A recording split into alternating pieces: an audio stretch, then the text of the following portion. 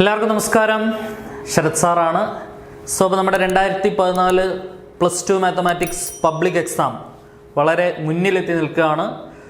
വളരെ ആക്റ്റീവായിട്ട് ഒരുപാട് ചോദ്യങ്ങൾ ചെയ്ത് പഠിക്കേണ്ട ഒരു സമയമാണിത്. എല്ലാവരും അത്യാവശ്യം നല്ല രീതിയിൽ പഠിച്ച് മുന്നോട്ട് നീങ്ങുകയാണെന്ന് വിചാരിക്കുന്നു. അപ്പോൾ നമ്മുടെ പ്രോബബിലിറ്റി എന്ന ചാപ്റ്റർ ഏകദേശം വെയിറ്റേജ് കൂടിയ ചാപ്റ്ററാണ്. 7 മാർക്കോളം വെയിറ്റേജ് വരുന്ന ചാപ്റ്ററാണ്. അവിടെ ബേസ് തിയറത്തിന് മുൻഗണന കൊടുത്ത് നല്ല രീതിയിൽ പഠിക്കണം. അതിനോടൊപ്പം തന്നെ ഉറപ്പായിട്ടും ഏകദേശം 3 മാർക്കോളം സ്കോർ ചെയ്യാൻ പറ്റുന്ന ഉറപ്പായിട്ടും ചോദ്യം ചോദിക്കുന്ന ടോപ്പിക്കാണ് കണ്ടീഷണൽ പ്രോബബിലിറ്റി. ആ ഒരു ടോപ്പിക്കും വളരെ മനോഹരമായി തന്നെ ഹാൻഡിൽ ചെയ്യണം.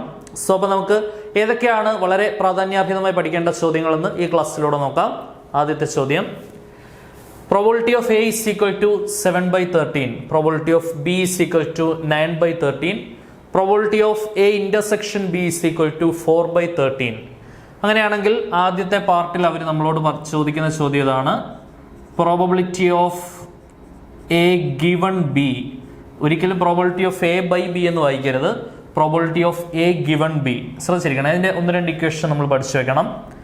Probability of A given B എന്ന് പറഞ്ഞാൽ probability of A given B എന്ന് പറഞ്ഞാൽ probability of A intersection B divided by given എന്നതിന് ശേഷം ആരാണോ താഴെ നിൽക്കുന്ന ആൾ ആരാണോ അയാളുടെ പ്രോബബിലിറ്റി കൊണ്ട് ഹരിക്കണം.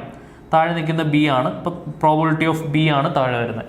ഓക്കെ, ഇത് നേരെ തിരിച്ചും വരാം. Probability of B given A എന്നുള്ള രീതിയിലും വരാം. Probability of B given A ആണെങ്കിൽ ന്യൂമറേറ്റർ വ്യത്യാസമില്ല, probability of A intersection B തന്നെയാണ്. ഡിനോമിനേറ്റർ മാറും. ഇപ്പൊ ഗിവൺ എന്നത് A ആണ്, അപ്പൊ പ്രോബബിലിറ്റി ഓഫ് A ആയിരിക്കും താഴെ വരുന്നത്. ഓക്കെ, അടിപൊളിയായിട്ട് മനസ്സിലാക്കി വെക്കുക. ഈ 2 ഇക്വേഷനാണ് പ്രധാനമായിട്ടും പഠിക്കേണ്ടത്. ഇനി നമുക്ക് ചോദ്യത്തിലേക്ക് തിരിച്ചു വരാം. Probability of A given B എന്ന് പറഞ്ഞാൽ എന്താണ്?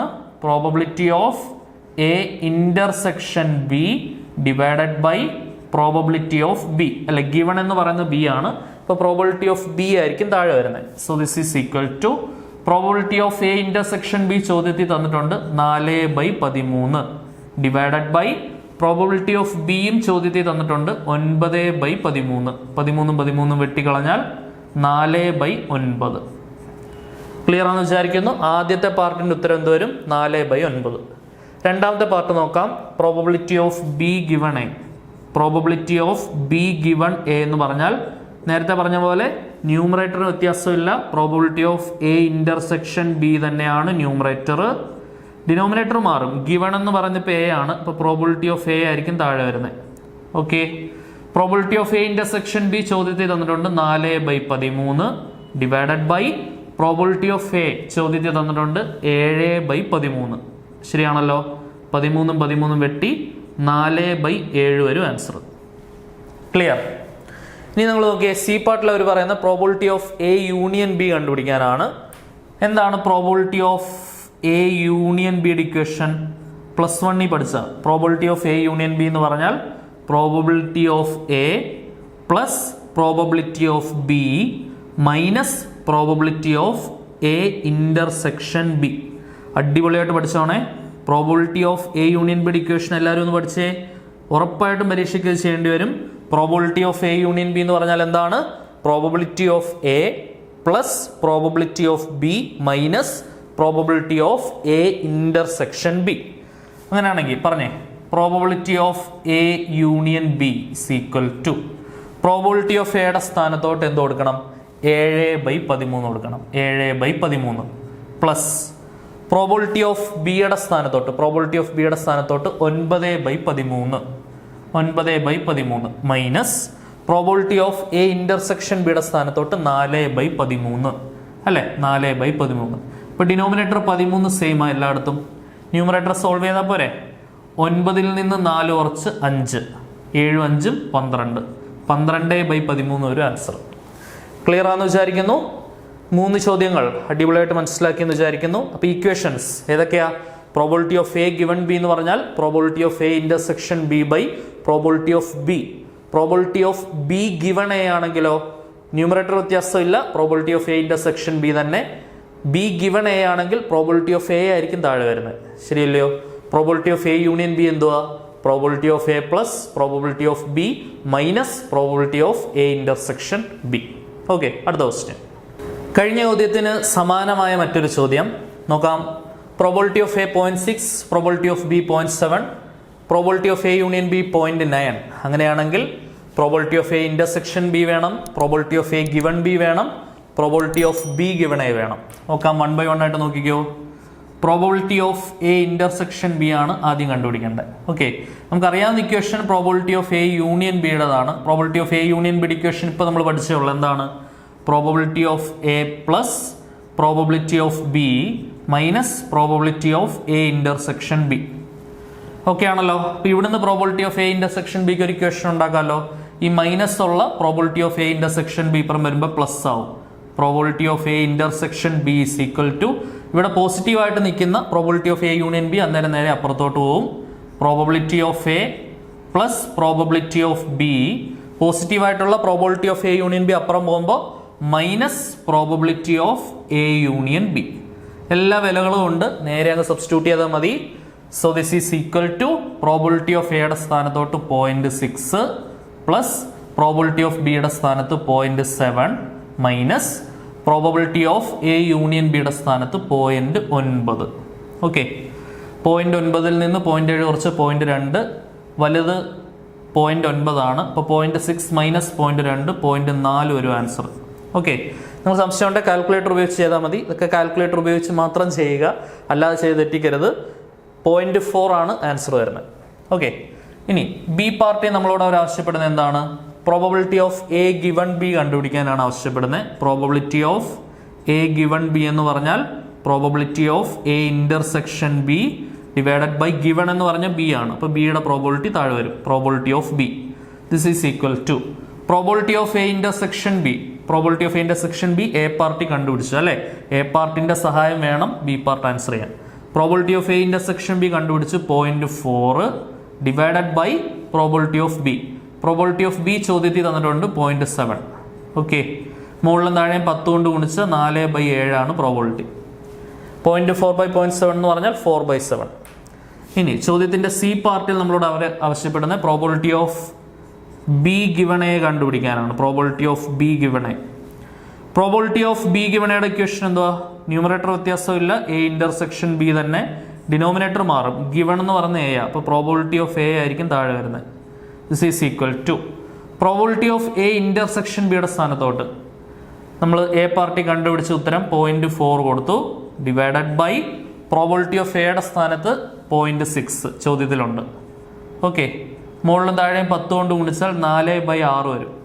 4/6 വീണ്ടും 2 കൊണ്ട് കട്ട് ചെയ്താൽ 2/3 ഒരു answer. 2/3 is the required solution. Clear ആണെന്ന് വിചാരിക്കുന്നു. 3 ചോദ്യങ്ങളും അടിപൊളിയായിട്ട് മനസ്സിലായില്ലേ? 3 പാർട്ടുകളും കറക്റ്റായിട്ട് മനസ്സിലായില്ലേ? അടുത്ത ക്വസ്റ്റ്യൻ. പ്രോബിലിറ്റിയിൽ നിന്ന് നമുക്ക് ഉറപ്പായിട്ടും പരീക്ഷയ്ക്ക് പ്രതീക്ഷിക്കാവുന്ന ഒരു ചോദ്യമാണ് നിങ്ങൾ ബോർഡിൽ കാണുന്നത്. പ്രത്യേകിച്ച് കണ്ടീഷണൽ പ്രോബിലിറ്റിയിൽ നിന്നുള്ള നമ്മൾ അധികം എക്സ്പെക്ട് ചെയ്യാത്ത പക്ഷെ ഉറപ്പായിട്ടും ചോദിക്കാൻ സാധ്യതയുള്ള ഒരു വേർഡ് പ്രോബ്ലം അടിപൊളിയായിട്ട് കണ്ട് ഇപ്പോഴേ അങ്ങ് പഠിച്ചോണം. A die is thrown twice. Die എന്താണെന്ന് എല്ലാവർക്കും അറിയാം. ഡൈ എന്ന് പറയുമ്പോൾ ഏണിയും പാമ്പും കളിക്കുമ്പോൾ നമ്മൾ എറിയുന്ന സാധനമാണ് ഡൈ. അതിന് 6 ഫേസുകളുണ്ട്. ഓരോ ഫേസിലും ഓരോ സംഖ്യകൾ, കുത്തുകളായിട്ട്. ഒരു കുത്ത് ആണെങ്കിൽ ഒരു സംഖ്യ, 2 കുത്തിടുകയാണെങ്കിൽ അത് 2 ആയിട്ടാണ് കൺസിഡർ ചെയ്യുന്നത്. അതേപോലെ അല്ലെ, 1 മുതൽ 6 വരെയുള്ള സംഖ്യകൾ. A die is thrown twice and sum of the numbers appearing is observed to be 6. അല്ലെ, ആ അന്നേരം അപ്പിയർ ചെയ്യുന്ന സംഖ്യകളുടെ തുക 6 ആവുന്നതാണ് event. What is the conditional probability? So this question is particularly from the topic conditional probability. Conditional probability എന്നുള്ള ടോപ്പിക്കിൽ നിന്നുള്ള ചോദ്യമാണ്. ഓക്കെ, അപ്പൊ കണ്ടീഷണൽ പ്രോബബിലിറ്റി ആദ്യം ചെയ്ത പോലെയുള്ള ചോദ്യങ്ങളല്ലാതെ ഇതേപോലെ വേർഡ് പ്രോബ്ലംസും പ്രതീക്ഷിക്കാം. That the number 4 has appeared at least once. കാരണം എന്തുകൊണ്ടാണ് വേർഡ് പ്രോബ്ലംസ് പ്രതീക്ഷിക്കണമെന്ന് എടുത്ത് പറയുന്നത് എന്ന് ചോദിച്ചാൽ, സാധാരണഗതിയിൽ ഇത്തരത്തിലുള്ള വേർഡ് പ്രോബ്ലംസ് ഏറ്റവും കൂടുതൽ ചോദിക്കുന്ന ബെർണോളിസ് ട്രയൽസിൽ നിന്നോ ബൈനോമിയൽ ഡിസ്ട്രിബ്യൂഷനിൽ നിന്നോ ഒക്കെയാണ്. ആ ടോപ്പിക് എല്ലാം ഡിലീറ്റഡ് ആയതുകൊണ്ട്, എടുത്തു കളഞ്ഞ ടോപ്പിക് ആയതുകൊണ്ട് ഈ പറയുന്ന ബേസ് തിയറത്തിൽ നിന്നും അതിനോടൊപ്പം തന്നെ ചേർത്ത് വെക്കാവുന്ന ഈ കണ്ടീഷണൽ പ്രോബബിലിറ്റിയിൽ നിന്നൊക്കെയുള്ള വേർഡ് പ്രോബ്ലംസിന് പ്രാധാന്യം വളരെ കൂടുതലാണ് പബ്ലിക് എക്സാമിന്. കാരണം 7 മാർക്കിന്റെ ചോദ്യം ക്രിയേറ്റ് ചെയ്യപ്പെടേണ്ടതുകൊണ്ട് ഈ പറയുന്ന വേർഡ് പ്രോബ്ലംസിന്റെ പ്രാധാന്യം ഏറെയാണ്. അതുകൊണ്ട് കറക്റ്റായിട്ട് മനസ്സിലാക്കി പഠിക്കുക. The number 4 has appeared at least once എന്നാണ് ചോദ്യം. ഓക്കെ, അപ്പോൾ നമ്മുടെ ഇവന്റ് നമുക്ക് വേണ്ടത് എന്താണ്? Number 4 has appeared at least once. അപ്പോൾ അതാണ് A എന്നെടുക്കുക. That A must be number 4 has, ആ ഇവന്റ് ഞാൻ A എന്നെടുക്കുന്നു. Number 4 has has appeared at least once. Appeared at least once. B എന്ന് പറയുന്നത് എന്താണ്? അങ്ങനെ നമ്പർ 4 അപ്പിയർഡ് അറ്റ്ലീസ്റ്റ് വൺസ് ആകുമ്പോൾ നമുക്ക് സം 6 ഉണ്ടാവണം അല്ലേ? സം ഓഫ് ദ നമ്പേഴ്സ് എന്ന് പറയുന്നത് 6 ആയിരിക്കണം. സം ഓഫ് നമ്പേഴ്സ് എന്താണ്? Sum of numbers is 6. Sum of numbers 6 ആയിരിക്കണം. അങ്ങനെയാണെങ്കിൽ ഈ രണ്ട് ഇവന്റുകളുടെ സെറ്റ് ഒന്ന് എഴുതി ഉണ്ടാക്കിക്കേ. എ എന്ന് പറയുന്നത് എന്താണ്? Number 4 has appeared at least once. Sample space നമുക്കറിയാം, സാമ്പിൾ സ്പേസിന്റെ സബ്സെറ്റ് ആണ് എല്ലായ്പ്പോഴും ഈവന്റ് എന്ന് വിശേഷിപ്പിക്കുന്നത് അല്ലേ? അപ്പോൾ ഈവന്റ് എഴുതി ഉണ്ടാക്കണമെന്നുണ്ടെങ്കിൽ സാമ്പിൾ സ്പേസിനെ കുറിച്ച് ധാരണ എല്ലാവർക്കും ഉണ്ടായിരിക്കണം. ഒരു ഡൈ ത്രോ ചെയ്യുമ്പോഴത്തേക്കിനും അല്ലേ, ശ്രദ്ധിച്ചിരിക്കുക, 2 പ്രാവശ്യം ഡൈ ത്രോ ചെയ്യുമ്പോഴത്തേക്കിനും നമ്മുടെ മുന്നിൽ 36 സാധ്യതകളുണ്ട് അല്ലേ? 1 1 2 2 3 3 1 1 1 1 2 1 3 1 4 1 5 1 6 2 2 2 3 2 2 2 3 2 4 2 5 2 6 അങ്ങനെ 3 1 3 2 3 3 3 4 3 5 3 6 അങ്ങനെ 6 1 6 2 6 3 6 4 6 5 6 6 അങ്ങനെ 36 സാധ്യതകൾ. സാമ്പിൾ സ്പേസിൽ 36 എലമെന്റുകളുണ്ട്. ഓക്കെ, ആ 36 സാധ്യതകളിൽ 4 അറ്റ്ലീസ്റ്റ് ഒരു പ്രാവശ്യമെങ്കിലും വരുന്ന സാധ്യതകൾ മാത്രം ആ ഇവന്റിനകത്ത് എഴുതിയാൽ മതി. ഏതൊക്കെയാണ് 4 ഒരു പ്രാവശ്യമെങ്കിലും വരുന്നത്? 4 1 4 വരുന്നുണ്ട്, 4 2 4 വരുന്നുണ്ട്, 4 3 4 വരുന്നുണ്ട്, 4 4 4 വരുന്നുണ്ട്, 4 5 4 വരുന്നുണ്ട്, 4 6 4 വരുന്നുണ്ട്. ഇവന്മാരെല്ലാം തിരിഞ്ഞും വരാമല്ലോ. 1 4 4 വരുന്നുണ്ട്, ശരിയല്ലേ? 1 4 4 വരുന്നുണ്ട്, 2 4 4 വരുന്നുണ്ട്, 3 4 4 വരുന്നുണ്ട്. 4 4 തിരിച്ചിട്ടാ വല്ല വ്യത്യാസം ഉണ്ടോടെ? 4 4 തന്നെയല്ലേ കിട്ടുന്നേ. സെറ്റിനകത്ത് എന്ത് അലൗഡ് അല്ല? റെപ്പിറ്റീഷൻ അലൗഡ് അല്ല. 4 5 തിരിച്ചിട്ടാ 5 4, 4 6 തിരിച്ചിട്ട് 6 4. ഇതാണ് നമ്മുടെ സാമ്പിൾ സ്പേസിനകത്തിന്റെ സബ്സെറ്റ്. സാമ്പിൾ സ്പേസിന്റെ സബ്സെറ്റ് ആയിട്ടുള്ള event number 4 has appeared at least 1 എന്ന് പറയുന്ന ഇവന്റ്. ഇനി അതിനകത്ത് ബി ആയിട്ട് പറയുന്നത് സം ഓഫ് നമ്പേഴ്സ് ഈ 6. ഡൈ ത്രോ ചെയ്യുമ്പോൾ ഇങ്ങനെ എഴുതുന്ന ഓർഡേർഡ് പെയറുകളിൽ എനിക്ക് സമ്മ് എന്ത് വരണം? 6 വരണം. സമ്മ് 6 വരുന്ന ആൾക്കാർ ഏതൊക്കെയാണ്? സമ്മ് 6 വരുന്നത്? 5 1 എടുക്കാം, എനിക്ക് സമ്മ് 6 വരും. 5 1 കൂട്ടി 6. അപ്പോൾ തന്നെ അത് തിരിച്ചു വിട്ടോണം, 1 5 എടുക്കാം, ശരിയല്ലേ? പിന്നെ സമ്മ് 6 വരണം അല്ലേ? പിന്നെ എനിക്ക് എടുക്കാൻ പറ്റുന്ന 4 2 എടുക്കാം. 4 2 കൂട്ടി 6 ആണ്. അത് തന്നെ തിരിച്ചു വിടാം, 2 4 കൂട്ടി 6 ആണ്, ശരിയല്ലേ? പിന്നെ എനിക്ക് എടുക്കാൻ പറ്റുന്ന 3 3 എടുക്കാം, 3 3 കൂട്ടി 6. ഇത്രയല്ലേ പറ്റത്തുള്ളൂ, ശരിയല്ലേ? 5 1 1 5 4 2 2 4 3 3. ഇതാണ് സമ്മ് 6 വരുന്നത്. സാമ്പിൾ സ്പേസിന്റെ സബ്സെറ്റിൽ സമ്മ് 6 വരുന്ന ഇവന്റ് ഇതാ, ശരിയാണല്ലോ? അങ്ങനെയാണെങ്കിൽ നമുക്ക് probability of A given B, sum 6 വരുന്നതിനകത്ത് 4 വരാനുള്ള probability of A given B എന്ന് പറഞ്ഞാൽ probability of A intersection B divided by probability of B ആണ്, ശരിയാണല്ലോ? This is equal to, probability മാറ്റി നമുക്ക് n എന്ന് കൊടുക്കാൻ പറ്റും, number of elements in A intersection B. അതായത് സെറ്റിന്റെ രൂപത്തിലാണ് ചോദ്യമെങ്കിൽ പി മാറ്റി n ആക്കാന്ന് പഠിച്ചിട്ടുണ്ട്. Number of elements in A intersection B by number of elements in B. Okay, പ്രോബബിലിറ്റിയുടെ രൂപത്തിൽ വേണമെങ്കിലും എഴുതാം, പ്രശ്നമൊന്നുമില്ല. ഒരു സ്റ്റെപ്പ് റെഡ്യൂസ് ചെയ്യാൻ വേണ്ടി ഞാൻ പിക്ക് വരെ n കൊടുക്കുന്നു. Number of elements in set നോക്കിയാൽ മതി. അപ്പോൾ അതിനുവേണ്ടി എ ഇന്റർസെക്ഷൻ ബി നമുക്കൊന്ന് കണ്ടുപിടിക്കണം. എ ഇന്റർസെക്ഷൻ ബി എന്ന് പറഞ്ഞാൽ രണ്ടിടത്തും കോമൺ ആയിട്ട് വരുന്നവർ ആരൊക്കെയുണ്ട്? രണ്ടിടത്തും കോമൺ ആയിട്ട് വരുന്നവർ 4 2 ഇവിടെയുണ്ട്. പിന്നെ 2 4 കോമണാണ്. വേറെ ആരും ഇല്ലല്ലോ കോമൺ. 5 1 ഇവിടെ ഒന്നും 4 ഇല്ല, അപ്പോൾ അത് കോമൺ ആയിട്ട് വരത്തില്ല. 4 2 2 4 അതാണ് എ ഇന്റർസെക്ഷൻ ബി. 4 2 2 4 ആ 2 ഓർഡേർഡ് ബേസ് 4 2 2 4 അതാണ് എ ഇന്റർസെക്ഷൻ ബി. ഇന്റർസെക്ഷൻ എന്ന് പറഞ്ഞാൽ അറിയാമല്ലോ, 2 സെറ്റിനും കോമൺ ആയിട്ട് പൊതുവായിട്ടുള്ള ആൾക്കാരാണ് ഇന്റർസെക്ഷൻ എന്ന് പറയുന്നത്. അപ്പൊ എ ഇന്റർസെക്ഷൻ ബിക്കകത്ത് എത്ര പേരുണ്ട്? N of A intersection B എന്ന് പറഞ്ഞാൽ number of elements in A intersection B. A intersection ബിക്കകത്ത് 2 പേരുണ്ട് അല്ലെ, 2 എലമെന്റ്സ് ഉണ്ട്. So 2 divided by N of B. B സെറ്റിൽ എത്ര എലമെന്റ്സ് ഉണ്ട്? 1 2 3 4 5 പേര്. So N of A intersection B by N of B നമുക്ക് ആൻസർ എന്ത് കിട്ടും? 2/5 ആണ് ആൻസർ കിട്ടുന്നത്. ക്ലിയർ ആണെന്ന് വിചാരിക്കുന്നു. വളരെ ഇമ്പോർട്ടൻ്റ് ആയിട്ടുള്ള ക്വസ്റ്റ്യൻ ആണ്, കറക്റ്റായിട്ട് മനസ്സിലാക്കി പഠിക്കണം. ഓക്കെ, സോ ഇത് നമുക്ക് പ്രതീക്ഷിക്കാവുന്ന ഒരു ക്വസ്റ്റ്യൻ ആണ്. അടുത്ത ക്വസ്റ്റ്യൻ നോക്കാം. പ്രോബബിലിറ്റിയിൽ നിന്ന് 2 മാർക്കിന് നമുക്ക് ഉറപ്പായിട്ടും പ്രതീക്ഷിക്കാവുന്ന ഒരു ക്വസ്റ്റ്യൻ ആണിത്. ഇൻഡിപെൻഡന്റ് ഇവന്റുമായിട്ട് ബന്ധപ്പെട്ട ചോദ്യം ശ്രദ്ധിച്ചിരിക്കണേ. വളരെ ഇമ്പോർട്ടൻ്റ് ആയിട്ടുള്ളതാണ് ഇൻഡിപെൻഡൻറ്റ് ഈവൻറ്റ് എന്ന് പറയുന്നത്. ചോദ്യം ഇതാണ്, let A and B are events with probability of A is equal to 3/5, probability of B is equal to 3/10, probability of A intersection B is equal to 1/5.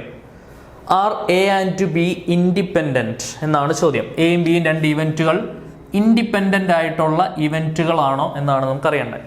ശ്രദ്ധിച്ചിരിക്കുക, രണ്ട് ഈവൻസ് എയും ബിയും independent ആണ് എന്നുണ്ടെങ്കിൽ, if A and B are independent events, എയും ബിയും independent ആയിട്ടുള്ള events ആണ് എന്നുണ്ടെങ്കിൽ നമുക്ക് ധൈര്യമായിട്ട് എഴുതാം, then probability of A intersection B എന്ന് പറയുന്നത് probability of A into probability of B ആയിരിക്കും. എയും ബിയും ഇൻഡിപെൻഡൻറ്റ് ഈവൻസ് ആണ് എന്നുണ്ടെങ്കിൽ probability of A intersection B എന്ന് പറയുന്നത് എന്തായിരിക്കും? Probability of A into probability of B ആയിരിക്കും. ഈ ഒരു കണ്ടീഷനാണ് നമ്മൾ പഠിച്ചു വെക്കേണ്ടത്. If A and B are independent events, എയും ബിയും ഇൻഡിപെൻഡൻറ്റ് ഈവൻസ് ആണെങ്കിൽ probability of A intersection B എന്താണ്? Probability of A into probability of B. Okay, അങ്ങനെയാണെങ്കിൽ ഇത് ഇൻഡിപെൻഡൻ്റ് ആണോ എന്ന് വെരിഫൈ ചെയ്യാനാണ് ചോദ്യം. ഇതേ ചോദ്യം തന്നെ പ്രീവിയസ്ലി പബ്ലിക് എക്സാമിന് വന്നതാണ്. Let A and B are independent events with probability of A എന്ന് പറയുന്നത് എന്താണ്? 3/5 ആണ്. പ്രോബബിലിറ്റി ഓഫ് ബി എന്ന് പറയുന്നത് 3/10 ആണ്. Probability of A intersection B എന്ന് പറയുന്നത് എത്രയാണ്? 1/5 ആണ് അല്ലേ? Probability of A intersection B എന്ന് പറയുന്നത് എന്താണ്? 1/5 ആണ്. ഓക്കെ, അങ്ങനെയാണെങ്കിൽ നമുക്ക് വെരിഫൈ ചെയ്ത് നോക്കാം. Probability of A intersection B എന്നുള്ളത് probability of A into probability of B കിട്ടണം. അപ്പോൾ അത് വെരിഫൈ ചെയ്യാം. Probability of A into probability of B ചെയ്യുമ്പോൾ എന്ത് വരും? പ്രോബബിലിറ്റി ഓഫ് എയുടെ സ്ഥാനത്ത് 3/5 ഇൻറ്റു പ്രോബബിലിറ്റി ഓഫ് ബിയുടെ സ്ഥാനത്ത് 3/10. ഓക്കെ, ആൻസർ എന്ത് കിട്ടും? 9/50. 9/50 1/5 തുല്യമാണോ? ഒരിക്കലും അല്ല. This is not equal to 1/5 അല്ലേ? ദെർഫോർ 1/5 എന്ന് പറയുന്ന ആള് probability of A intersection B ആണ്. Probability of A intersection B is not equal to probability of A into probability of B. അപ്പോൾ അതുകൊണ്ട് ഈ ഇവൻറ്റുകൾ ഇൻഡിപെൻഡൻ്റ് ആണോ? ഇൻഡിപെൻഡൻ്റ് അല്ല. ഇൻഡിപെൻഡൻ്റ് ആവണമെങ്കിൽ ഇത് തുല്യമാവണം. തുല്യമല്ലാത്തത് കൊണ്ട് therefore events A and B are not independent events അല്ലേ?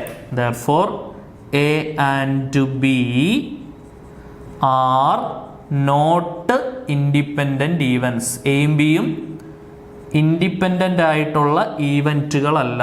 A and B are not independent events എന്നുള്ളതാണ് ആൻസർ വരിക. ക്ലിയർ ആണെന്ന് വിചാരിക്കുന്നു. മനസ്സിലാക്കി വെക്കുക. 2 മാർക്ക് ഈസി ആയിട്ട് സ്കോർ ചെയ്യാവുന്ന ചോദ്യമാണ്. അടുത്ത ക്വസ്റ്റ്യൻ. അടുത്തതായിട്ട് ഇൻഡിപെൻഡൻറ്റ് ഈവൻസ് നമ്മളിപ്പോൾ എന്താണെന്നുള്ള ഡിസ്കസ് ചെയ്തു. അവിടെ നിന്ന് ഉറപ്പായിട്ട് നമുക്ക് പരീക്ഷയ്ക്ക് പ്രതീക്ഷിക്കാവുന്ന ഒരു വേർഡ് പ്രോബ്ലം, നല്ല അടിപൊളി ഒരു ക്വസ്റ്റ്യൻ ആണ്. നോക്കി പഠിച്ചോണം. ഒരുപാട് പ്രാവശ്യം പരീക്ഷയ്ക്ക് വന്ന ക്വസ്റ്റ്യൻ ആണ്. നമുക്ക് പ്രതീക്ഷിക്കാവുന്ന ക്വസ്റ്റ്യൻ ആണ്. Probability of solving A specific problem independently. അപ്പോൾ ആ വാക്ക് കാണുമ്പോഴേ നമ്മൾ ഉറപ്പിക്കണം. ഇൻഡിപെൻഡൻ്റ്ലി എന്നുള്ള വാക്ക് കാണുമ്പോഴേ നമ്മൾ ഉറപ്പിക്കണം അത് ഇൻഡിപെൻഡൻറ്റ് ഈവൻറ്റുമായിട്ട് ബന്ധപ്പെട്ട ചോദ്യമാണ്. By A and B are 1/2 and 1/3. ഇപ്പോൾ എയും ബിയും ഇൻഡിപെൻഡൻ്റ് ആയിട്ട് പ്രോബ്ലം സോൾവ് ചെയ്യാനുള്ള പ്രോബിലിറ്റി, അതായത് എ പ്രോബ്ലം സോൾവ് ചെയ്യാനുള്ള പ്രോബിലിറ്റി എന്ന് പറയുന്നത് 1/2ഉം ബി ആ പ്രോബ്ലം സോൾവ് ചെയ്യാനുള്ള പ്രോബിലിറ്റി എന്ന് പറയുന്നത് 1/3 ആണ്.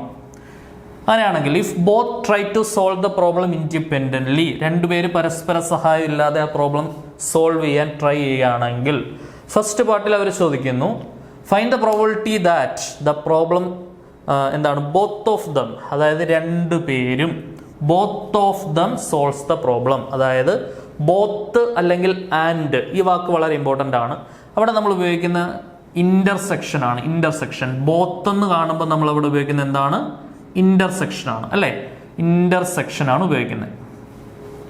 ഓക്കെ, സോ അതായത് പ്രോബബിലിറ്റി ഓഫ് എയും ചെയ്യണം ഇന്റർസെക്ഷൻ ബി, അതായത് എയും ആ പ്രോബ്ലം സോൾവ് ചെയ്യണം, ബിയും ആ പ്രോബ്ലം സോൾവ് ചെയ്യണം. അതായത് ഇതാണ് probability of both of them solve the problem എന്ന് പറയുന്നത്. എയും ബിയും ഇൻഡിപെൻഡന്റ് ഈവന്റ് ആയതുകൊണ്ട് തൊട്ട് മുമ്പേ പറഞ്ഞ കൺസെപ്റ്റ് പ്രകാരം if A and B are independent events, clearly we can write that probability of A intersection B is equal to probability of A into probability of B. Probability of A യുടെ സ്ഥാനത്ത് 1/2 into probability of B യുടെ സ്ഥാനത്ത് 1/3. Answer എന്ത് വരും? 1/6. Okay, അപ്പോൾ probability of A intersection B എന്ത് കിട്ടി? 1/6. Clear ആണെന്ന് വിചാരിക്കുന്നു. രണ്ടാമത്തെ പാർട്ട് നമ്മളോട് എന്താ ആവശ്യപ്പെടുന്നത്? Find the probability that the problem is solved. Problem solved ആയിരിക്കണം. അതായത് ഒന്നില്ലെങ്കിൽ എ ആൻസർ ചെയ്താൽ പ്രോബ്ലം സോൾവ്ഡ് ആവും, അല്ലെങ്കിൽ ബി ആൻസർ ചെയ്താലും പ്രോബ്ലം സോൾവ്ഡ് ആണ്, അല്ലെങ്കിൽ ഇവർ രണ്ടുപേരും ആൻസർ ചെയ്താലും പ്രോബ്ലം സോൾവ്ഡ് ആണ്. അപ്പോൾ പ്രോബ്ലം സോൾവ്ഡ് ആവാനുള്ള സാധ്യത ഇത്രയേ ഉള്ളൂ, ഒന്നില്ലെങ്കിൽ എ അല്ലെങ്കിൽ ബി. അതായത് ഒരു ഓറിൻ്റെ സാധ്യത എ അല്ലെങ്കിൽ ബി, അതാണ് probability of A union B. അല്ലേ? പ്രോബ്ലം ഈസ് സോൾവ്ഡ് എന്ന് പറഞ്ഞാൽ കണ്ടുപിടിക്കേണ്ട probability of A union B ആണ്. Probability of A union B നമ്മൾ കുറച്ച് മുമ്പേ പഠിച്ച definition. Probability of A union ബിയുടെ എക്സ്പാൻഷൻ എന്താണ്? Probability of A plus probability of B minus probability of A intersection B. Values എല്ലാം കൊടുത്തേ. പ്രോബബിലിറ്റി ഓഫ് എയുടെ സ്ഥാനത്തോട്ട് 1/2 പ്ലസ് പ്രോബബിലിറ്റി ഓഫ് ബിയുടെ സ്ഥാനത്തോട്ട് 1/3 minus probability of A intersection B നമ്മൾ first party കണ്ടുപിടിച്ചിട്ടുണ്ട് 1/6 ആണ്. ആ വില ഇങ്ങോട്ട് സബ്സ്റ്റിറ്റ്യൂട്ട് ചെയ്യാം, 1/6. ക്ലിയർ ആണല്ലോ? ദാണ്ട് ഇവിടെ മെത്തേഡ് ഓഫ് ക്രോസ് മൾട്ടിപ്ലിക്കേഷൻ ചെയ്താൽ 3 × 1 3 plus 1 × 2 2 divided by 2 × 3 6 minus 1/6. 3 2 5/6 minus 1/6. Denominator same ആണ്, 5 1 കുറച്ച് 4. 4/6 കട്ട് ചെയ്താൽ 2/3. ഓക്കെ, 2/3 ആണ് probability of A union B എന്ന് പറയുന്നത്. ഓക്കെ, അപ്പോൾ സെക്കൻഡ് പാർട്ട് പക്ക. ഇനി മൂന്നാമത്തെ പാർട്ടിൽ അവരെന്തോ പറയുന്നത്? Find the probability that none of dum, അതായത് ആരും ആ പ്രോബ്ലം സോൾവ് ചെയ്യരുത്, രണ്ടുപേരും ചെയ്യരുത്. None of them solve the problem. അതായത് അതിൻ്റെ മാത്തമാറ്റിക്കൽ നൊട്ടേഷൻ ഇങ്ങനെയാണ് വരിക: probability of A union B. അതായത് രണ്ടുപേരും ചെയ്യാനുള്ളത്, രണ്ടുപേരും ചെയ്യരുതെങ്കിൽ അതിനൊരു കോംപ്ലിമെന്റ് കൊടുക്കണം, കോംപ്ലിമെന്റ്. അപ്പോൾ probability of A union B whole complement ആണ് മൂന്നാമത്തെ പാർട്ടി കണ്ടുപിടിക്കേണ്ടത്. None of them solve the problem എന്ന് പറഞ്ഞാൽ എയും ചെയ്യരുത് ബിയും ചെയ്യരുത്. അപ്പോൾ എയും ബിയും ചെയ്യാനുള്ളത് എ യൂണിയൻ ബി, അതിൻ്റെ കോംപ്ലിമെന്റ്. ഓക്കെ, നമ്മൾ പഠിച്ചിട്ടുണ്ട് പ്രോബബിലിറ്റി ഓഫ് എ കോംപ്ലിമെന്റ് എന്ന് പറഞ്ഞാൽ എന്തുവാ? പ്രോബബിലിറ്റി ഓഫ് എ കോംപ്ലിമെന്റ് എന്ന് പറഞ്ഞാൽ 1 മൈനസ് പ്രോബബിലിറ്റി ഓഫ് എ ആണ്. പ്രോബബിലിറ്റി ഓഫ് എ കോംപ്ലിമെന്റ് എന്താണ്? 1 മൈനസ് പ്രോബബിലിറ്റി ഓഫ് എ. അപ്പോൾ probability of A union B complement എന്ന് പറഞ്ഞാൽ 1 minus probability of A union B, അല്ലെ? 1 minus probability of A union B. Probability of A union B second പാർട്ടി കണ്ടുപിടിച്ചു, 2/3 ആണ്. അത് ഇങ്ങോട്ട് സബ്സ്റ്റിറ്റ്യൂട്ട് ചെയ്യണം. 1 മൈനസ് 2/3 ക്രോസ് ചെയ്താൽ 3 മൈനസ് 2/3 1/3 ഒരു ആൻസർ. അപ്പോൾ ഈ ചോദ്യത്തിന് വലിയ പ്രത്യേകത, ഏറ്റവും പ്രാധാന്യാർഹിതമായ പ്രത്യേകത എന്ന് പറയുന്നത് ഫസ്റ്റ് പാർട്ടി കൂടെ കിട്ടുന്ന എ ഇന്റർസെക്ഷൻ ബിയുടെ സഹായം ഉണ്ടെങ്കിൽ മാത്രമേ സെക്കൻഡ് പാർട്ടി ആൻസർ വരത്തുള്ളൂ. സെക്കൻഡ് പാർട്ടി കൂടെ കിട്ടുന്ന എ യൂണിയൻ ബിയുടെ സഹായം ഉണ്ടെങ്കിൽ മാത്രമേ തേർഡ് പാർട്ടിൽ ആൻസർ വരത്തുള്ളൂ. അപ്പോൾ കറക്റ്റ് ഓർഡർ പ്രകാരം എന്താണ് ഇൻഡിപെൻഡന്റ് ഇവന്റ്സ് എന്ന് മനസ്സിലാക്കി അടിപൊളിയായിട്ട് ചെയ്ത് പഠിക്കേണ്ട ക്വസ്റ്റ്യൻ, പരീക്ഷയ്ക്ക് നന്നായി പ്രതീക്ഷിക്കാവുന്ന ഒരു ചോദ്യം. ഓക്കെ, അടുത്ത ക്വസ്റ്റ്യൻ നോക്കാം. പ്രോബബിലിറ്റിയിൽ നിന്ന് 4 മാർക്കിന് നമുക്ക് 100% ഉറപ്പിക്കാവുന്ന ഒരു ചോദ്യം ബേസ് തിയറത്തിൽ നിന്നുള്ള ചോദ്യമാണ്. ഓക്കെ, അപ്പോൾ എല്ലാവരും അടിപൊളിയായിട്ട് മനസ്സിലാക്കി പഠിക്കേണ്ട ഒരു സാധനമാണ് ബേസ് തിയറം. ബേസ് തിയറം എന്ന് പറയുന്നത് കണ്ടീഷണൽ പ്രോബബിലിറ്റിയുടെ ഒരു തുടർച്ചയാണ്. Bayes theorem BAYES Bayes theorem. ശ്രദ്ധിച്ചിരിക്കണം. ഇപ്പൊ എന്താണ് ബേസ് തിയറം എന്ന് പറയുന്നത്? നമുക്കറിയാം conditional probability of A given B എന്ന് പറയുന്നത്, അതിന്റെ ഡെറിവേഷൻ ഞാൻ ജസ്റ്റ് ഒന്ന് കാണിച്ചു തരാം, വളരെ എളുപ്പമാണ്. Probability of A given B എന്താണ്?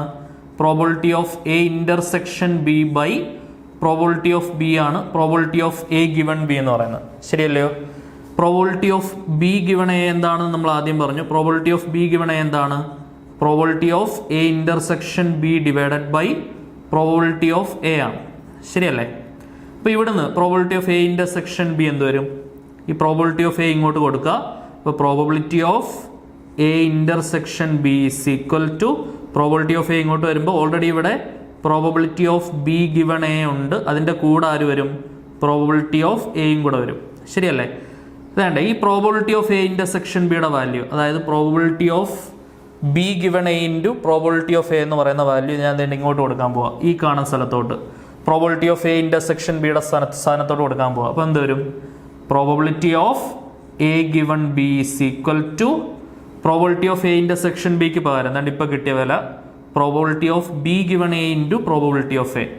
Probability of B given A into probability of A divided by already ഇവിടെ ആരുണ്ട് പ്രോബിലിറ്റി ഓഫ് ബി ഉണ്ട്.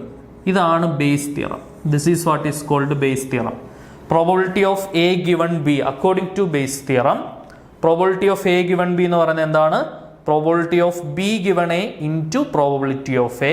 അതായത് എ ബൈ ബി നേരെ തിരിച്ചിടണം, ബി ബൈ എ. ഓർത്തിരിക്കാൻ പ്രയാസമൊന്നുമില്ല. എ ബൈ തിരിച്ചിടുമ്പോൾ B by A into probability of A by ഈ ബി സംഭവിക്കാനുള്ള മുഴുവൻ പ്രോബിലിറ്റി, ടോട്ടൽ പ്രോബിലിറ്റി. ഓക്കെ, അപ്പോൾ അത് പ്രകാരം വേണ്ട നമുക്കൊരു ക്വസ്റ്റ്യൻ നോക്കാം. A bag contains 2 white and 3 red balls. ഒരു ബാഗിനകത്ത് 2 വൈറ്റും 3 റെഡ് ബോളും ഉണ്ട്. അനദർ ബാഗ് കണ്ടെയ്ൻസ്, മറ്റൊരു ബാഗിൽ 4 വൈറ്റും 5 റെഡ് ബോളും ഉണ്ട്. One ball is drawn at random from the bag. ബാഗിൽ നിന്ന് ഒരു ബോൾ നോക്കാതെ റാൻഡമായിട്ട് എടുക്കുന്നു. And it is found to be red. അത് റെഡ് ആണെന്ന് മനസ്സിലായി. അങ്ങനെയാണെങ്കിൽ ആ എടുത്തത് സെക്കൻഡ് ബാഗിൽ നിന്നാവാനുള്ള സാധ്യത എന്താണെന്നാണ് ചോദ്യം. Find the probability that it is drawn from bag B. Okay, അതായത് നമുക്ക് കണ്ടുപിടിക്കേണ്ട പ്രോബിലിറ്റി ഓഫ് ബാഗ് ബിയിൽ നിന്ന് റെഡ് എടുക്കാനുള്ള പ്രോബിലിറ്റി. അതാണ് ബി ഗിവൺ ആർ എന്ന് എഴുതിയേക്കുന്നത്. എ ഗിവൺ ബി എന്ന് പറഞ്ഞാൽ എന്താണ് probability of B given A into probability of A by probability of B. അതേപോലെ തന്നെ ബി ബൈ ആർ തിരിച്ചിട്ടാൽ ആർ ബൈ ബി ഇൻറ്റു താഴെയുള്ള ആളുടെ പ്രോബിലിറ്റി. എയുടെ പ്രോബിലിറ്റിയാണ് ഇവിടെ വന്നത്. അതേപോലെ ബിയുടെ പ്രോബിലിറ്റി മുകളിൽ വരും. പ്രോബിലിറ്റി ഓഫ് ആർ അഥവാ പ്രോബിലിറ്റി ഓഫ് ആർ താഴെ, ഇവിടെ പ്രോബിലിറ്റി ഓഫ് ബി താഴെ വന്ന പോലെ. ബേസ് തിയറത്തിന് സ്റ്റാൻഡേർഡ് ഡെഫിനിഷൻ, അത് പ്രകാരം നമുക്ക് ഇങ്ങനെ എഴുതാം. ഓക്കെ, പ്രോബിലിറ്റി ഓഫ് ആർ എന്ന് പറഞ്ഞു കഴിഞ്ഞാൽ മുഴുവൻ പ്രോബിലിറ്റി, അതായത് നമുക്ക് ടോട്ടലി റെഡ് കിട്ടാനുള്ള മുഴുവൻ സാധ്യത എന്താണെന്നുള്ള ജസ്റ്റ് നമുക്ക് പറഞ്ഞുതരാം. ഇത്തരത്തിലുള്ള ചോദ്യം കാണുമ്പോഴേ നമ്മളൊരു റഫ് സ്കെച്ച് വരയ്ക്കും. നമ്മുടെ 2 ബാഗുണ്ട്. ഓക്കെ, 2 ബാഗുകളുണ്ട് നമ്മുടെ കയ്യിൽ. ഞാൻ 2 ബാഗ് വരച്ചു. ആദ്യത്തെ ബാഗ് എ ആണ്, രണ്ടാമത്തെ ബാഗ് ബി. ഓക്കെ, ഇങ്ങനെ 2 ബാഗുകളുണ്ട് എൻ്റെ കയ്യിൽ. ആദ്യത്തെ ബാഗിനകത്ത് 2 വൈറ്റും 3 റെഡും, 2 വൈറ്റ് 3 റെഡ്. രണ്ടാമത്തെ ബാഗിനകത്ത് 4 വൈറ്റും 5 റെഡും, അല്ലേ? 4 white 5 red. 1 ball is drawn at random from the bag. അതായത് ഒരു ബോൾ റാൻഡം ആയിട്ട് എടുക്കുമ്പോൾ നമുക്ക് ഈ പറഞ്ഞ പോലെ റെഡ് ബോൾ കിട്ടുന്നു. അത് സെക്കൻഡ് ബാഗിൽ നിന്നാവാനുള്ള ചാൻസ്. ഇപ്പോൾ പ്രോബിലിറ്റി എന്ന് പറയുന്നത് probability of B given R എന്ന് പറയുന്നത്, ശ്രദ്ധിച്ചിരിക്കണേ, നിങ്ങൾ ഇത്ര ആലോചിക്കുക. വളരെ സിമ്പിളായിട്ട് പറഞ്ഞാൽ ഇത്രയേ ഉള്ളൂ. നമുക്ക് സെക്കൻഡ് ബാഗിൽ നിന്ന് എന്ത് കിട്ടണം? റെഡ് ബോൾ കിട്ടണം. സെക്കൻഡ് ബാഗിൽ നിന്ന് റെഡ് ബോൾ കിട്ടണം. അപ്പം ഫേവറബിൾ ബൈ ടോട്ടൽ ആണല്ലോ പ്രോബിലിറ്റി. നമുക്ക് സെക്കൻഡ് ബാഗാണ് ഫേവറബിൾ. അവിടെ നിന്ന് റെഡ് കിട്ടാനുള്ള സാധ്യത. മൊത്തം 5, 4, 9 ബോളുണ്ട്, അല്ലേ? 9 ബോളുണ്ട്. അവിടെ നിന്ന് റെഡ് വരണമെങ്കിൽ എന്ത് വരും? 5/9. 5/9. ഇനി അതാണ് ഇവിടെ probability of are given B എന്ന് എഴുതിയേക്കുന്നത്. ഇൻറ്റു പ്രോബിലിറ്റി ഓഫ് ബി എന്ന് ഉദ്ദേശിക്കുന്നത് ഈ രണ്ടാമത്തെ ബാഗ് ചൂസ് ചെയ്യാൻ ഒരു പ്രോബിലിറ്റി ഉണ്ടല്ലോ. 2 ബാഗിൽ നിന്നും ഒരു ബാഗ് എടുക്കാൻ ഒരു പ്രോബിലിറ്റി വേണ്ടേ? 2 നിന്ന് ഒരെണ്ണം എടുക്കാനുള്ള പ്രോബിലിറ്റി 1/2. ഒരു കോയിൻ ടോസ് ചെയ്യുമ്പോൾ ഹെഡോ അല്ലെങ്കിൽ ടെയിലോ വീഴാനുള്ള പ്രോബിലിറ്റി 1/2 എന്ന് പറയുന്ന പോലെ 2 ബാഗിൽ നിന്നും ഒരു ബാഗ് നമ്മൾ എടുക്കാനുള്ള പ്രോബിലിറ്റി, ഒരു ബാഗ് എടുക്കാനുള്ള പ്രോബിലിറ്റി, ആ ഒരു ബാഗ് ചൂസ് ചെയ്യാനുള്ള പ്രോബിലിറ്റി എത്രയാണ്? 1/2. ഓക്കെ, ഹാഫ് ആണ് പ്രോബിലിറ്റി. അതാണ് ഈ പ്രോബിലിറ്റി ഓഫ് ബി എന്നുള്ള പ്രോബിലിറ്റി ഓഫ് രണ്ടാമത്തെ ബാഗ്. ഇനി ആദ്യത്തെ ബാഗിൽ നിന്ന് റെഡ് കിട്ടാനുള്ള പ്രോബിലിറ്റി. ഇനി മൊത്തത്തിൽ റെഡ് കിട്ടും, പി ഓഫ് ആർ ആ താഴെ വരുന്നത്. അതായത് മൊത്തത്തിൽ റെഡ് കിട്ടാനുള്ള പ്രോബിലിറ്റി, ആ ഒരു ടോട്ടൽ പ്രോബിലിറ്റി താഴെ വരണം. അങ്ങനെയാണെങ്കിൽ ആദ്യത്തെ ബാഗിൽ നിന്ന് റെഡ് കിട്ടാനുള്ള പ്രോബിലിറ്റി ഉണ്ടാവും, രണ്ടാമത്തെ ബാഗിൽ നിന്ന് റെഡ് കിട്ടാനുള്ള പ്രോബിലിറ്റി ഉണ്ടാവും. അത് രണ്ടും കൂടെ കൂട്ടി വെച്ചേക്കുക. ആദ്യത്തെ ബാഗിൽ നിന്ന് റെഡ് കിട്ടാനുള്ള പ്രോബിലിറ്റി, ആദ്യത്തെ ബാഗിൽ 3 റെഡ് ഉണ്ട്, അല്ലേ? മൊത്തം എത്ര ബോളുണ്ട്? 3 × 2 5 ബോളുണ്ട്. കഴിയുന്നില്ല, അവിടെയും ആദ്യത്തെ ബാഗ് ചൂസ് ചെയ്യാൻ ഒരു പ്രോബിലിറ്റി ഉണ്ടല്ലോ, ആ 1/2 കൊടുക്കാൻ മറക്കരുത്. പ്ലസ് രണ്ടാമത്തെ ബാഗിൽ നിന്ന് റെഡ് കിട്ടാൻ, രണ്ടാമത്തെ ബാഗിൽ 5 റെഡ് ഉണ്ട്, മൊത്തത്തിൽ 5, 4, 9 ബോളുണ്ട്. രണ്ടാമത്തെ ബാഗ് എടുക്കാനുള്ള പ്രോബിലിറ്റി 1/2. ക്ലിയർ ആണെന്ന് വിചാരിക്കുന്നു. അപ്പോൾ ഈ 1/2 മുകളിലും ഉണ്ട്, താഴെ കോമൺ എടുത്താൽ അത് വെട്ടിപ്പോവും. So this is equal to 5/9 into 1/2. താഴെ ഞാൻ 2 ടേംസിൽ നിന്ന് 1/2 പുറത്തെടുത്താൽ ബാക്കി 3/5 പ്ലസ് 5/9. 1/2 വെട്ടിക്കളയാം. Okay, so this is equal to 5/9 divided by താഴെ method of cross multiplication 9×3 27 plus 5 25 divided by 5 ഗുണം 9 വരും. ആ 9 9 തമ്മിൽ വെട്ടാം. താഴെയുള്ള 5 നേരെ മുകളിൽ പോവും. മുകളിലുള്ള 5ൻ്റെ കൂടെ ചേർന്ന് i5 25 വരും മുകളിൽ. താഴെ 7 5 12ന് 2 ശിഷ്ടം 1 2 2 4 1 5 25/52. ഓക്കെ, അപ്പോൾ നമ്മളൊരു ബോൾ ചൂസ് ചെയ്യുമ്പോൾ രണ്ടാമത്തെ ബാഗിൽ നിന്നും റെഡ് ബോൾ കിട്ടാനുള്ള ചാൻസ് എത്രയാണ്? 25/52 ആണ് ശരി ഉത്തരം. 4 മാർക്കാണ് ഈ പ്രോബ്ലം ചെയ്തെടുക്കുന്നതിന് കിട്ടുന്നത്.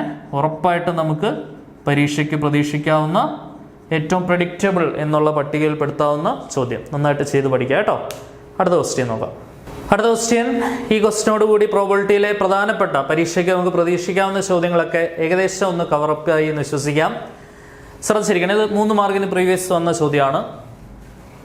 If A and B are two events, then prove that the occurrence of at least one of A and B is 1 minus probability of A complement into probability of B complement. ശ്രദ്ധിച്ചിരിക്കണേ, നോക്കാം നമുക്ക്. Probability of occurrence of at least one of A and B, അതായത് ഒന്നില്ലെങ്കിൽ A അല്ലെങ്കിൽ B, അതാണ് probability of A or B ആണ് probability of occurrence of at least one of A and B എന്ന് പറയുന്നത്. Probability of A or B എന്ന് പറഞ്ഞാൽ, or എന്ന് പറഞ്ഞാൽ എപ്പോഴും ആലോചിക്കണം യൂണിയൻ ആണ്, ആൻഡ് എന്ന് പറഞ്ഞാൽ അല്ലെങ്കിൽ ബോത്ത് എന്ന് പറഞ്ഞാൽ intersection. So probability of A union B as per the definition probability of A plus probability of B minus probability of A intersection B.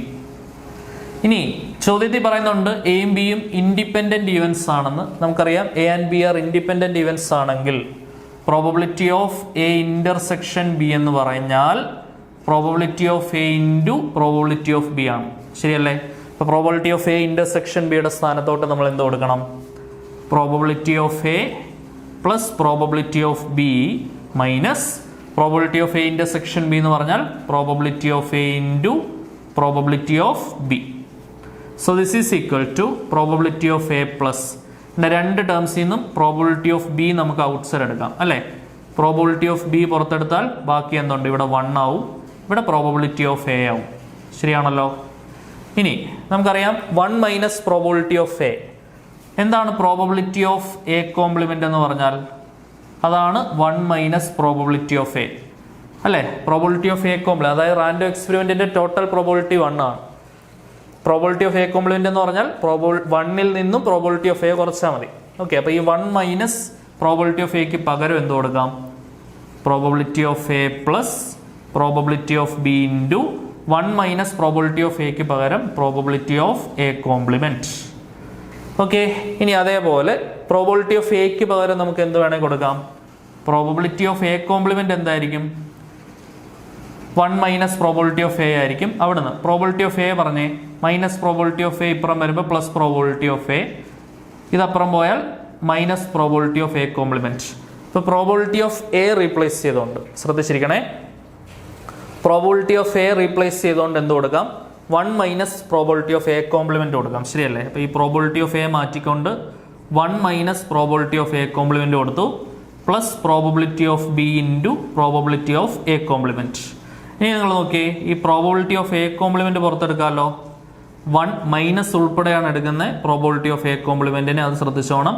Minus ഉൾപ്പെടെ പോയാൽ ബാക്കി 1, മൈനസ് ഉൾപ്പെടെ പോയാൽ പ്ലസ് മൈനസ് ആവും. കാരണം മൈനസ് ഉള്ളിലേക്ക് കയറി മൈനസ് ഓഫ് മൈനസ് ആണ് തിരിച്ച് പ്ലസ് ആവുന്നത് അല്ലേ? ബാക്കി എന്തുണ്ട്? ഇവിടെ പ്രോബബിലിറ്റി ഓഫ് ബി ഉണ്ട്. ശരിയാണല്ലോ? അതായത് 1 minus probability of A complement into 1 minus probability of B എന്തുവാ? ഒന്നിൽ നിന്നും പ്രോബബിലിറ്റി ഓഫ് ബി കുറച്ചാൽ, ഒന്നിൽ നിന്നും പ്രോബബിലിറ്റി ഓഫ് എ കുറച്ചാൽ പ്രോബബിലിറ്റി ഓഫ് എ കോംപ്ലിമെന്റ്, ഒന്നിൽ നിന്നും പ്രോബബിലിറ്റി ഓഫ് ബി കുറച്ചാലോ പ്രോബബിലിറ്റി ഓഫ് ബി കോംപ്ലിമെന്റ്. അപ്പോൾ ഈ 1 മൈനസ് പ്രോബബിലിറ്റി ഓഫ് ബിയുടെ സ്ഥാനത്തോട്ട് പ്രോബബിലിറ്റി ഓഫ് ബി കോംപ്ലിമെന്റ് കൊടുക്കാം. Okay, 1 minus probability of A complement into probability of B complement. Proof ആയല്ലോ? 1 minus probability of A complement into probability of B complement. ഈ ചോദ്യങ്ങളൊക്കെ ഒന്ന് ചെയ്ത് പഠിക്കുക.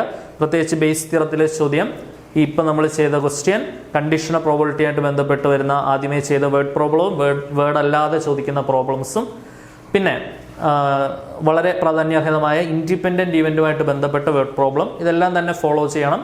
പരീക്ഷയ്ക്ക് നമുക്ക് 7 മാർക്ക് ഈസി ആയിട്ട് സ്കോർ ചെയ്യാൻ സാധിക്കട്ടെ എന്ന് പ്രാർത്ഥിക്കുന്നു. അപ്പോൾ എല്ലാവരും അടിപൊളിയായിട്ട് പഠിക്കുക. ഓക്കെ, വീണ്ടും നെക്സ്റ്റ് ക്ലാസ്സിൽ കാണാം. Until then tata bye bye, see U.